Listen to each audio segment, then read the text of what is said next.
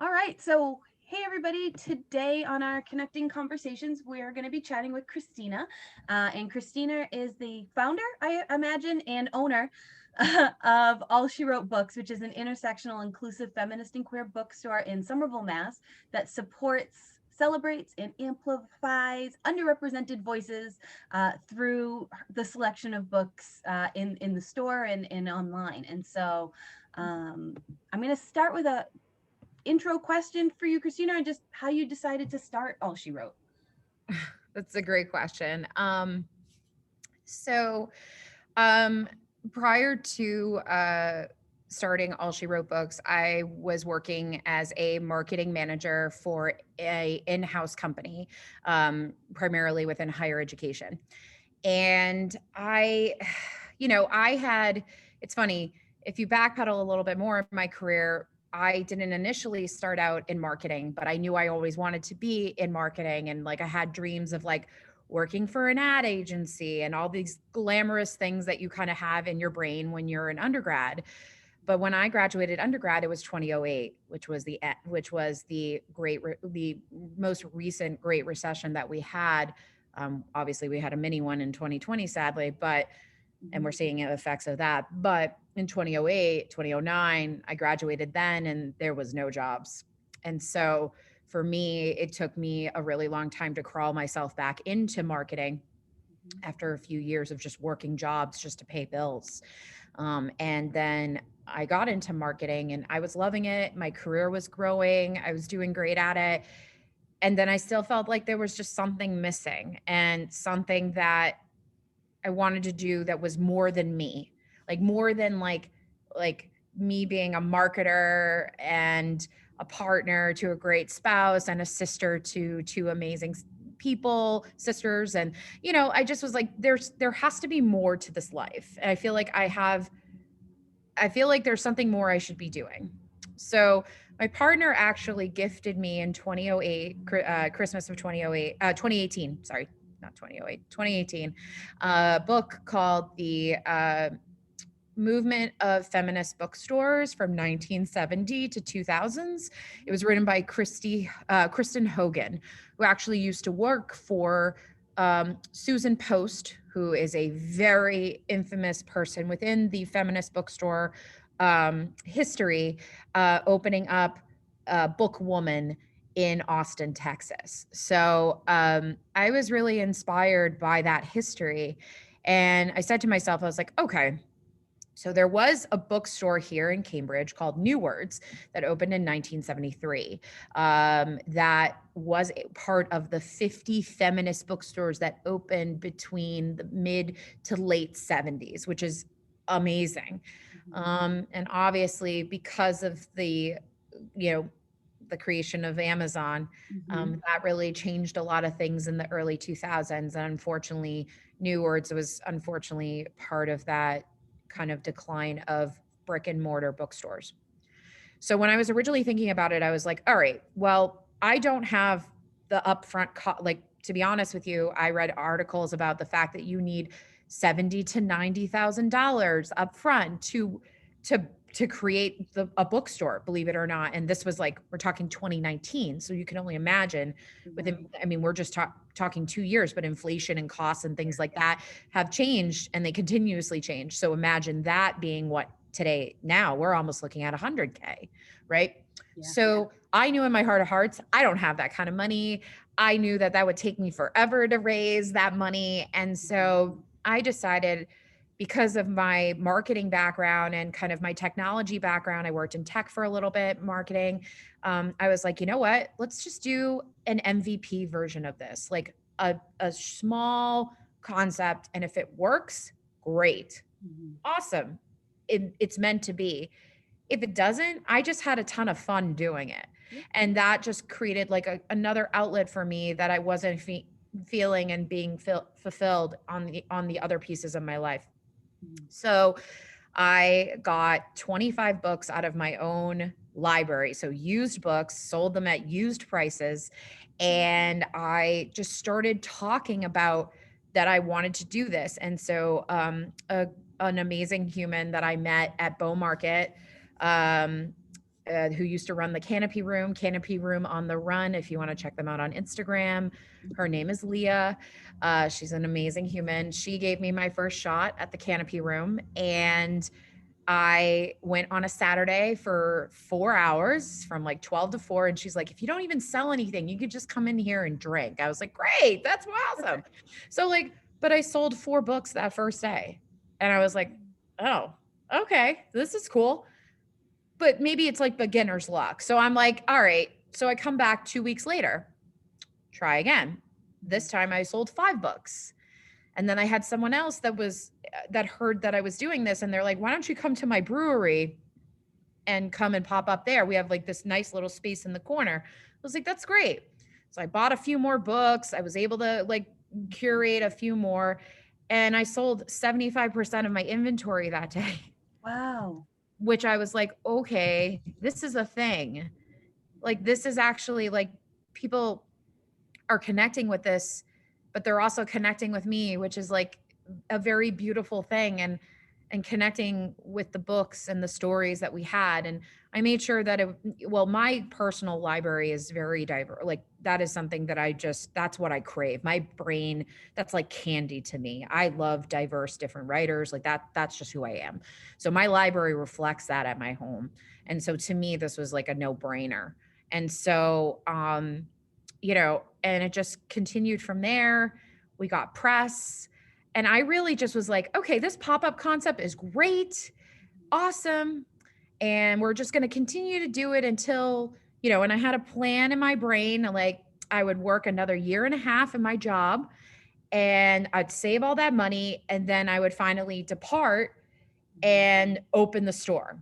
Well, October of 2019, my employer decided to serve me unemployment paperwork. And so I was like, okay. And now at that point, I was doing it for almost like 8 or 9 months. And it was definitely like rocking and rolling. And I was like, okay, I need to make a decision. I either go back to work in corporate because, I, should make a salary, or I go do what I really want to do and focus my energy here. And so I decided to take the risk. I saved some money, but it wasn't enough. And we were also doing a crowdfunder at the same time just to kind of harvest that money as well. And so I decided to go down the path of the unknown. And it worked out great. Even with a pandemic, we still opened a brick and mortar store, and we're here. Cool. And we're doing the work, and we're making sure that we're out in the community on top of that, despite the pandemic. And that, to me, this is why I love coming here every day. This is why I love what I do. And I don't regret anything that I've done thus far. And there's so much more to be done. Like, we're just starting. To me, this is not even like we're scratching the surface. There's so much more to do, and we're getting there, which is awesome. So cool. That was a very long-winded way of explaining how we got here, but that's good. No, it's important. I think the start as like a pop-up with some of your own stuff, and then expanding is realistic, and it makes it feel more doable, because nobody has $80,000.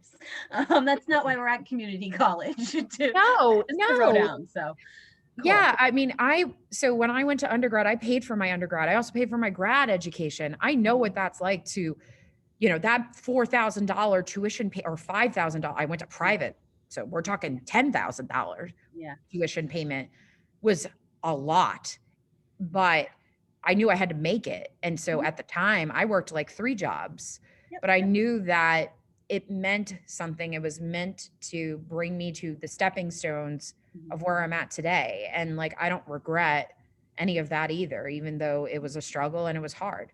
Yeah. So tell me a little bit, you already have a bit, but on why you decided to focus on the types of books you offer. And then as a bookstore owner, how do you go about sourcing them? Because we all know how to just like Google search for the books we want, but how do you actually source them to supply for an actual bookstore? Yeah, those are 2 great questions. So I'll start with the first one. So the reason why I decided to focus in the, with representation of underrepresented voices, and predominantly, especially in the queer community, was because I was going into some of my favorite independent bookstores, and what I was seeing was one shelf dedicated to LGBTQIA plus, not just the science or history of it, but like one dedicated spot. The feminist texts were the same 7 to 8 or 9 feminist texts that I constantly saw at every single location. And I love independent bookstores. I've been shopping from them forever. But to me, I was like, well, why can't there be a much more full dedicated place for these authors to exist, to have the shelf space that they deserve? Now, I get the fact that there are independent bookstores that definitely shelve them within their fiction sections and within, their nonfiction sections. But I feel like why are we blending them with James Patterson and Stephen King, who make a crap ton of money? Why do we keep doing that? Continuing to lop them with these, no offense, straight white dudes that make a lot of money, that have made a lot of money over their time. Like, they're great people. They've done great things for the bookstore community, especially the independent bookstore community, but still, it doesn't make sense. It never made sense to me. Mm-hmm. So I was just like, so why can't we have a place that not only has those underrepresented voices on shelves, but we also create a space where it feels safe to explore those voices, to have them, and for people to feel seen in the books that are on those shelves. So I actually have a cognitive learning disability myself. I have an executive delay.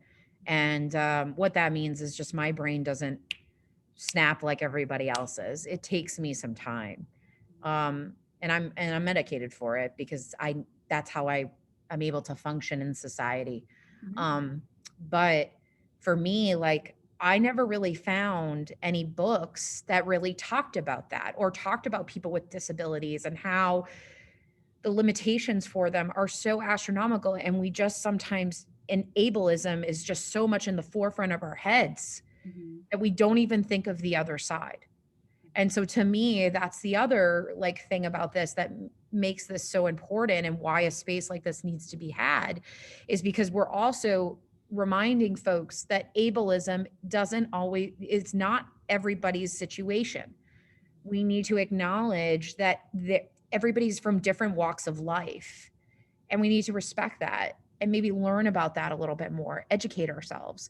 It's, and so to me, that's what this place harnesses the most. And that's why I really wanted to create this space, and create the space so that way, eventually, when we're not in a pandemic, we can have events that circle around those topics and around those voices, and have voices in the community that may not have published works, but they're strong voices in the community, whether it's through poetry, whether it's through, other types of writing, and have them have a place to share their work, for people to see them. To me, that's the power of why I wanted to do this, and why I felt like a place like this needed to exist, because it didn't exist already. There is a magic about independent bookstores that I love, and I have so many favorites in this area. We are very spoiled in Massachusetts. Mm-hmm. We have a bountiful amount of amazing independent bookstores. But the thing is that if we can't necessarily find ourselves in the stories, in the multitudes of stories that are laid out, well, it doesn't remind us that it's okay to be who we are. Mm-hmm.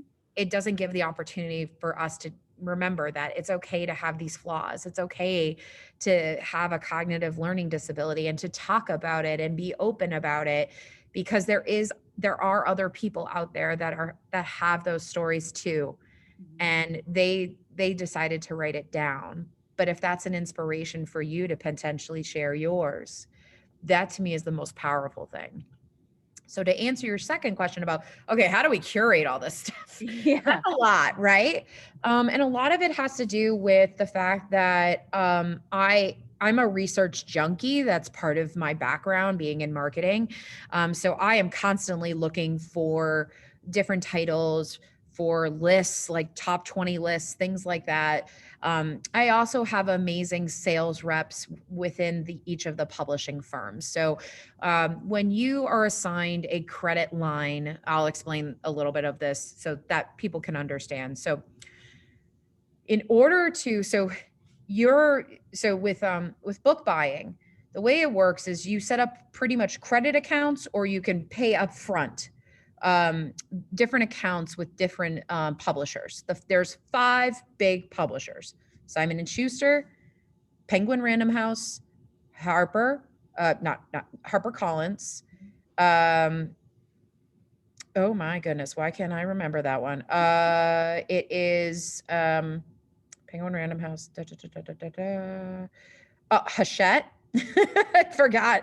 And Macmillan. So those are the 5 big people. So they're now Simon and Schuster and Penguin Random House. Penguin Random House bought Simon and Schuster, so there may now only be 4, depending on if the FCC allows for them to make that purchase. We'll be talking about that in a few chapters. Yes. Okay. So very interesting situation. In the bookstore world, I will comment on that. It would actually be a very beautiful thing if it did happen, even though that is danger of monopolization for sure. If you look at it from that perspective, it is dangerous.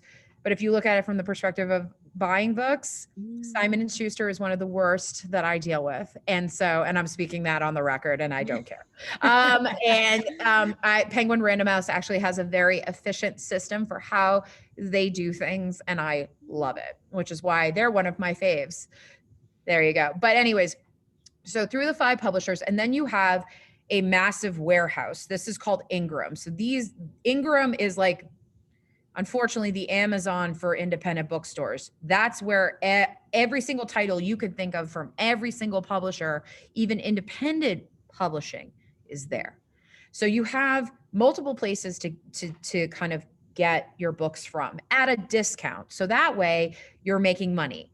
Now, when you go to like an independent bookstore and pay the cover price, the way it works is that there's a margin in between. So let's say the book is $10. I'm just going to do basic math. $10. And you paid $5 for it because your creditor from the publishing company said, hey, we'll give you a 50% discount, but that means you can't return any of the books that don't sell. So that's one caveat. The other caveat is they can give you a wacky 46% off discount, but you have the right to return them. So it depends on what terms you get.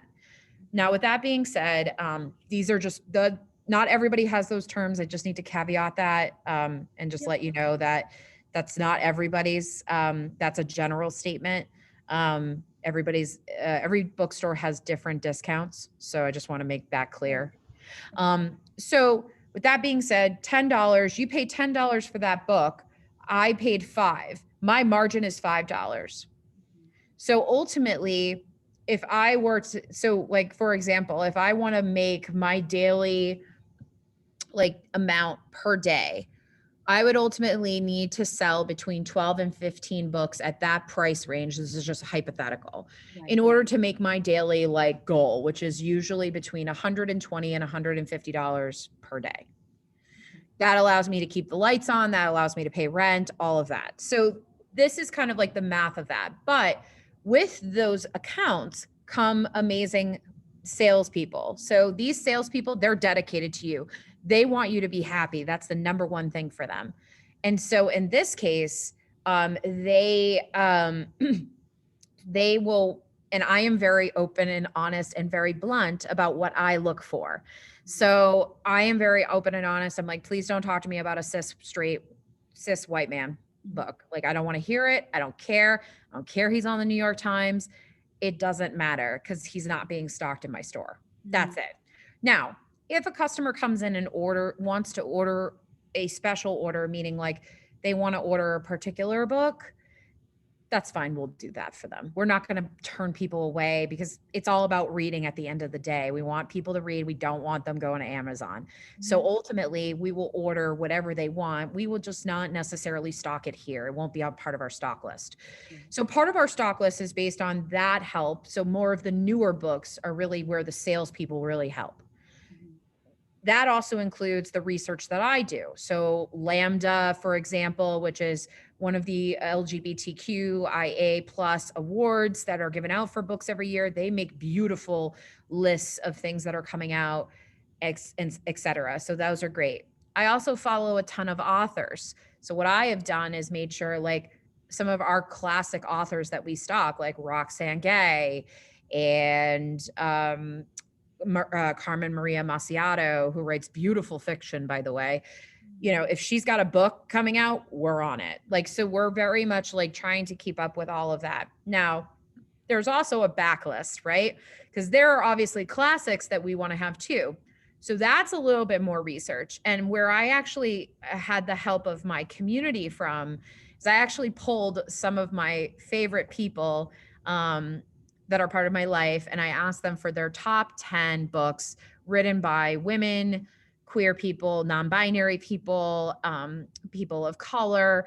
And I ended up getting like so many different types of lists. Not this, there, I never got a repeat title, which was awesome. And that actually helped build our initial inventory. So tapping into your community is my community is the other way that I also do it as well. And plus I have a community of booksellers too that are constantly on the know of what's going on. And a lot of them are definitely seeking out more diverse voices too. And, you know, so having their help as well. So it takes a community, but it works. And I hope to one day be able to have a staff where we're working in a collaborative environment where we'll be building the inventory bigger than that. But until then, this is ultimately what I do. And I make sure that I also listen to, you know, keep an ear to the ground on like what the community is looking for, what people are reading, et cetera, because that's one of the questions I always ask when people are browsing. I'm like, so what did you read? What was the last book you read? Or like, what are you reading right now? Because then that gives me a sense of like, okay, maybe they want a little fiction right now, or maybe they need an escape because they've been reading way too much nonfiction, and et cetera, et cetera. So that's typically how we do it. Cool. That is fascinating, honestly. I've learned a lot in the last 2 years, let me tell you. And again, I'm not a classically trained retail bookseller. Like I've never worked in I worked in a library for a hot minute, and that's completely different. But I never worked in retail bookselling at all. I've worked in retail. So the basics of that are similar here, but there's definitely differences. And so I have learned a lot in the last 2 years that I'm like, I like to tell people why, because it's information that should be shared, because anybody should be able to like want to do this. And I realize that not everyone can, which is stupid, because we should be lifting everybody up to their goals and aspirations on any kind of level.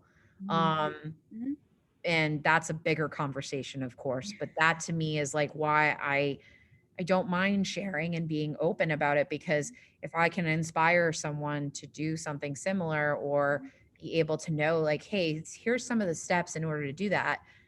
You know, I was lucky enough that I found a bookstore owner who in Jamaica Plain, Papercuts JP. If you ever want to check them out, they're amazing. Kate, who owns it, she was my kind of like quote unquote mentor. I went to her and I was like, this is what I'm doing. She's like, this is amazing. Let me help you. And she did. And she was she was one and one other person operation for a really long time. And so, you know, having that perspective and that voice and that kind of wall to bounce things off of, especially when I was first starting, was a blessing in disguise. And I got really lucky. But there are people out there that will help you. There are always the helpers out there. So seek them out if you can. Cool. Okay. So Yeah. my next question is, if I heard you right, you opened your brick and mortar late into 2019, October 2019. No, so I actually opened it in July of 2020. So in the middle of a pandemic. That's so that was Yes. so that was my question. Like, how are you sustaining a brick and mortar? What does that mean for the switch to online? Can you tell us about that impact? Yeah, so I will actually tell you the switch to online, whether I was a fortune teller or not, happened in December of 2019. So when we You were just initially made it. it's just by a thread. Yes. I took the week between Christmas and New Year specifically, and I sat down in front of my computer. I was like, all right, Christina, we got to make this website. Like, we got to build out this inventory. I have so many, I had at that rate, we had, oh, wow. I think we had like 700 titles in our inventory system. So our inventory system is unfortunately different than our website, slightly different. They match now, but at the time, completely different. We only had maybe 100 books on the website. We had 700 titles in the inventory. So I was just like, all right, Christina, this is an exercise of inventory counting, which is something I have to do anyways, because it's the year end. And like, I wanted the website to be more accessible to more people, because I knew that in 2019, I didn't know that the brick and mortar would happen in July of 2020. I actually was going into it thinking, okay, I'm not going to be able to open that brick and mortar until maybe the fall, if I'm lucky. And this is like before we even knew of the pandemic was going to occur and all of those things, right? So I was in my head, I already had it that I was like, okay, it's not going to happen for a while, but I want people to be able to always access me at any time other than the pop-ups, because not everybody can come to the pop-ups, right? So this is where the e-commerce piece really came into play. And I sat that whole week, updated the entire website with all 700 pieces of inventory, and tested it out, because this is the marketer in me. You test out the website, make sure it works. You buy your own products, which is what I did. And, made sure that it was a good experience for the end consumer, because that to me was also really important. Because if I couldn't necessarily give you that experience in person, I wanted to try to give it to you as much as I could on the website. So that's how it started. So I had that. And then 3 weeks into January 21st was that actual day, in 2020, my good friend, Vanessa, who worked for Assembly Row in their marketing department, I went to grad school with her. She said, hey, let's meet up and get coffee. I want to talk to you about having All She Wrote books pop up at Assembly, because they have like this event called Riverfest, which is a big summer event. And she was like, you should have a table there. And just share for these students, Assembly Row is kind of like Mall at Whitney Field for Central Mass. Yes, correct. Yes, thank you. Yeah, that's a great comparison. Yes, it's an outdoor mall for everybody. It's here it's retail discounted. Yeah. I know I sound awful when I talk like that. I'm sorry. No. I just want to make sure they like, because if they haven't been to Somerville, they don't know Assembly Row. So that's true. That is true. Yes, thank you for doing that, Stephanie. I really appreciate that. No problem. Yeah. So yes, it's an outdoor mall, but think of like retail discounts. So like there's a Nike outlet, there's a Lucky Brand outlet, there's a Banana Republic outlet, like all of them, right? They all have it. So anyways, so she was like, but they also have some regular stores and regular restaurants here too. So it's kind of a weird blend. Anyways, to me, it's weird. But aside from that, she was like, just come and meet me, because we should talk. I was like, okay, fine. So she sits me down, we have coffee, and she's like, what are your thoughts about occupying space here? I was like, excuse me? I'm like, what? I'm like, do you know how much that is? Banana Republic? Yeah, I'm like, where? Near the banana? Like, do you know how much that real estate is? I know how much that rent is. Do you? Like, are you sure? She's like, no. This would be this space that I want to show you today, because I'm going to show you a space, is, it hasn't been used in almost 2 years. the last person who had it was a part-time, like had it for 3 months and left in the middle of their lease. Wow. So, and by the way, yeah, they weren't nice. Let's just put it that way. So, I was like, okay. She's like, we're just really looking to put someone here and to try to connect a little bit more with the community, because that's one of the things that we struggle with, which I would assume most malls like this do. And it's a fact, especially when you don't necessarily integrate small business into them either. So I said, okay. And so I saw the space. It's actually on my Instagram, All She Wrote Books. If you want to see what the space looked like originally, it was a very putrid yellow in here, folks. This is now the gray that's in here. It looks so much better. Anyways, it was bright. It was very bright. Like, we're not even talking like nice big bird color. We're talking like some weird putrid mustardy kind of look. Anyways, so I came in, I toured the space. It was big. I was like, but all I was doing was like all the events we could host, all the community things we could do, all of the books we can stock, all of the art, local artists displays that we could have, which we do have. We have artist installations every month. Like all of those things, like I envisioned that for the space. And I said, okay, what do I have to do? And, oh, by the way, I'm going to tell you what my number is for the rent. And it's either yes or no. And I really pulled out, a lot of those business techniques I learned when I was in marketing. I didn't settle, and I refused to really negotiate, but I also presented all the facts, and I made sure that I was prepared for any and all questions that I knew I would get, because I had to present in front of her higher ups. So I presented in front of her higher ups. They loved what they saw, and they prepared the lease for me in February, and I signed it, and then we got shut down in March, and that was that. So I ran the online store in my second bedroom. That is 200 square feet, folks. With 700 titles. Yep. With like, we had in inventory at that time, because I did one more pop-up, squeezed in one more pop-up where I sold out pretty much that day. We had at least 300 on stock. I had to reorder a bunch of stuff. So we always had between 300 and 400 books in a 200 square space. So can you imagine what that looks like? It's a little hairy, but we made it happen. And so we fulfilled orders. I was shipping and receiving in that bedroom from March until May. Wow. And May was when Governor Baker was like, oh, you can do non-essential retail, can do curbside. I was like, great. Because at the time I had dollar shipping.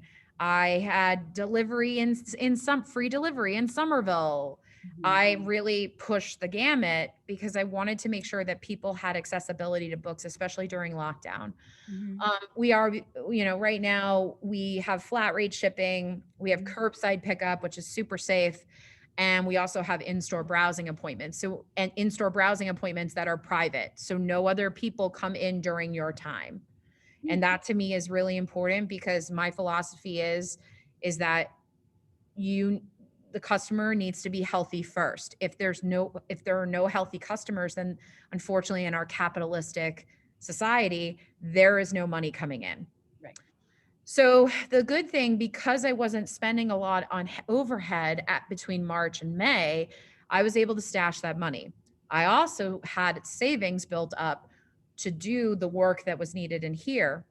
So we had a little nest egg going into the work in end of May. And so we came in, we did the paint job. The paint was actually done by a very good friend of mine, Alex Mancini Art. She also owns Crafty Queer Studio. She makes beautiful queer jewelry and pins. She's amazing. So she came in and actually did all of this gray, but then she also did the ramp. Beautiful. Wall. Yeah. So sorry, cool.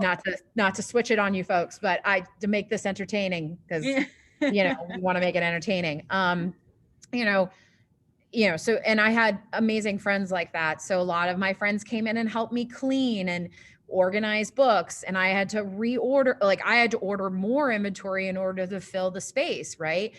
So that costs money up front. So, I took a lot of that savings, a lot of the money that was still coming in for online sales, and used that to purchase the merchandise that we needed, including the gift stuff that we have too, and continuously built the website. And that's really what we did. And when we were ready to open July 10th, 2020 for our first in-person appointment, we were prepared. We had all the PPP items that we needed. We made sure that customers felt safe, and we started that way. We did allow for walk-ins as time went on, just to see how it would go. And we do allow for walk-ins mostly during the week because it's pretty quiet. But for the most part, appointments are the best way to guarantee that you will have time in the store and that you won't be turned away due to COVID restrictions. So, but we've made it work, and that has meant to be very lean. It is meant to be that we don't carry every single book out there right now. We can't. So it means our backlist is a little on the smaller side. But we're willing to make those sacrifices. And I'm the sole employee right now. Yeah. So with those sacrifices, that's how we've been able to maintain, keep the lights on, pay the bills, do all of that, not be in debt. We have no debt, which is huge. I really did not want to take any debt here because I was like, if this can't self-sustain itself in one way or another, then we got a problem. And then finally in September, I was actually able to pay myself, which is miraculous. That's huge, especially in a first year of business. Yeah, exactly. Especially like when you open your first brick and mortar. Like it'd be one thing in 2019 where I was like, oh, my pop-up money, I'll take a couple hundred. No big deal because I already had a job. Great. In this situation, I'm living off of this. I'm also living a little off my partner right now, which is not great, but he's doing an amazing job keeping our family afloat and all of that. But also being the support system I need for this space. And if I didn't have his support, I think it would be a different ball game. And the same with my family. I have two amazing sisters who support this store, are so proud of me. And my dad, unfortunately, who recently passed away, he and I had a joke about greeting cards. So he was the type of man that was like, you know where your money is, Christina? Greeting cards. I was like, Dad, do you know I sell books too? And I was just like, Dad, okay, like fine. And we used to have conversations about the greeting cards to the point where I actually built an additional stand for the greeting cards that he did get to see in its full glory and before he passed. And so to me, it's those things that make the difference. And that's how we've been able to maintain ourselves and keep going. And we're going to keep going. Like, I'm a very innovative person. We have a bunch of partnerships coming out. We have a new press article coming out. I can't say what. Stay tuned. And we've had other amazing opportunities too. So I'm continuing to push the envelope every day, but that's just who I am. And so to me, it's like we're constantly innovating. We're trying to, do everything we can. But I also remember too that I'm one person and I'm not going to be able to do everything, even though I want to, and I will try. I can't, and that's okay. And I feel like that helps because if you spread yourself too thin, then the brand and the concept and the mission kind of loses its impact and kind of like focus too. And that's one thing that I don't want this place to lose. Not that I think it ever will, but that's definitely a thing that I've learned in the past from my experiences is like, you don't want to spread yourself too thin because then you lose the essence of what you were trying to do to begin with. And you always want to keep that in mind. So. Cool. So I think that's going to be our stopping point. Okay. So for the students listening, there's going to be a few things linked below. I'm going to link All She Wrote books. Yeah. I'm going to link the Canopy Room on the Run's Instagram. Yeah. I can send you all that too. Oh, I'll find it. Don't worry. Okay. We've got Papercut JP that was mentioned, and then I'll throw in a link to Crafty Core Studio Jewelry as well. So all the stuff. That'd be great. Yeah, and those folks are amazing humans, and they were part of the start of this. So I'm very thankful for their support and stuff. So, but this was great. Thank you so much, Stephanie, for having me chat with your students. If your students ever have questions or ever want to reach out or just want to talk at all, I'm here. Please put my email. My email is Christina@allshewrotebooks.com. I'm serious when I say that. I want you to contact me. I will answer you. If I don't answer you right away, don't panic. I will answer you. Because it's a one person machine. But I really mean that, because like I said, I said to Stephanie earlier before we recorded, one of the things that I wish that I had going through undergrad and going through school was more people like myself who were willing to take the time and talk to people and answer questions and help guide and just be an example of, that life doesn't have to go in these specific swim lanes, right? That they're different, and that we all have different I love the Wizard of Oz, so bear with me. We all have different yellow brick roads that all lead to something that at the end of the day fills our cup in ways that we need. And whether it happens for you now or it happens for you 10, 15 years later, or even 5, it's part of our journey. It's part of this journey of understanding and figuring out who we are. And that's okay. That's important to figure out and understand. But if there are people that can help you, the helpers, right? Because they're out there.